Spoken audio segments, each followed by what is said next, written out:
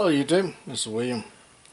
Trust everyone had a happy and safe Easter and celebrate the fact that our Lord has risen. I was out here in the shop on Easter, just piddling around, really wasn't doing too much, but I got two Junior Woodsmans here. This is the original here. Then I had made a S35VN, and I got it a little thin here because you have to get the steel so hot that by the time I polished it back out, then it got a little narrower than the other one. But I've been using it for the past week or so and just testing it out. And it's time to touch them up, so I thought maybe that I would show you, after using the Woodsman's grind for about a year now, close to it, some techniques that I found that works very well with these very pronounced angles here when you're trying to touch them up. So I thought maybe I'd pass that on. There's still some folks out there who's a little bit apprehensive about the ease of sharpening. So I thought maybe I would just dedicate a video on sharpening the Woodsman's grind, and the Junior Woodsman is probably the smallest of the Woodsman's grind, so it'd probably be the most, I won't say difficult, but I guess if you don't know how to do something, then it's difficult, but if you know how to do it, it's pretty easy. So anyway, let me reposition the camera, and we'll get some tight angles, and I'll show you what I'm talking about. Alright, maybe this can show you. Now, these are some of the instruments that I've used. Just a 3/8 diamond ceramic rod works really great. And all you do is just hold it just like you would a stone and lay your knife on there like a Scandi, like you would a Scandi. And you just follow that same 11 to 12 degree angle all the way through. Okay, and you just do it on both sides. You can do the same thing with a diamond or a little mini sharpening steel, if I can hold on to it. Just hold it in your hand, be real careful. Just lay your knife where that Scandi is on there and find that angle, and just follow the same angle all the way through. You see that?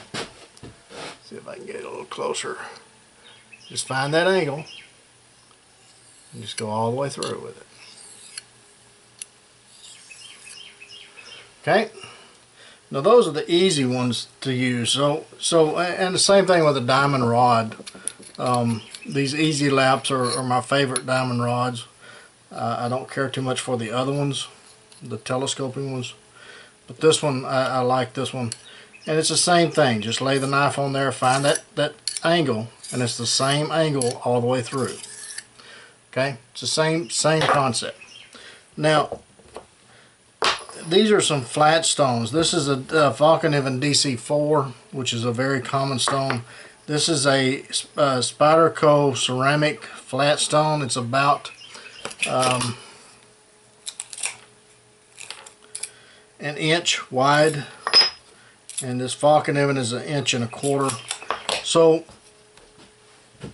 you can also use these stones. Now, you can't use the wide bench stones, but you can use these stones that are about this size.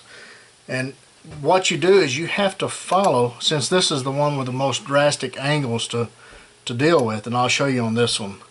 I don't know if you can see the shadow or not, but what you do is you get the edge. You use the edge of your stone, find the angle, and just watch the edge, and just keep that same angle all the way through. And all it takes is just a little bit of practice. It don't take a whole lot, just a little bit of practice, and just follow it all the way through. Now, you can angle the knife.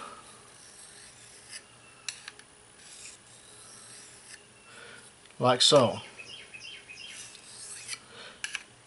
But somebody had once said that they would have to buy complete new sharpening instruments, but if you have some of these narrow stones, then no, you don't have to do that. It's just a matter of finding that angle and working the knife to where it hits the right angle all the way through. As you can see how this edge is polished and it's hitting all the way through here, even this line here. Okay. And it's the same thing on the ceramic. It's a little bit easier the narrower the stone is, but you just follow it.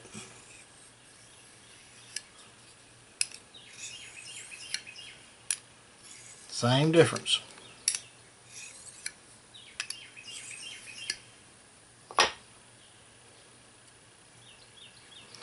And then what I do, once I get a little fairly decent edge on it, I just clean the edge with a piece of clean leather.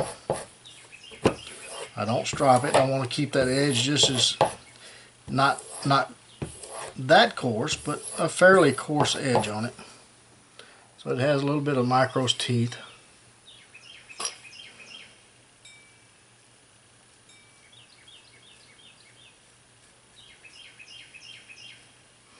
There. And it's ready to go. Well, I hope this answers some of your questions on sharpening the Woodsman's grind. It's not that difficult. It really isn't. It just takes a little bit of practice, a little bit of technique, and you got it. And even using some of these as simple as a rod, it is really no technique involved at all. I mean, it's very simple. The stones, you can get it done with the stones, the little pocket stones, the narrow stones. It takes a little bit more finesse and a little bit more practice, but not much. I mean, it's not that difficult. If you can sharpen any knife with a stone, then you can pretty much sharpen a Woodsman's grind. You just have to kind of pay attention to what you're doing for a little bit until your muscles have that memorized, that little angle, and keeping it right. So, but I hope this helped, and until the next one, you guys get out in the woods, get the backyard, whittle on a stick, take a child with you if you get the opportunity, and be sure and take plenty of band-aids and lots of knives. We'll catch you again soon.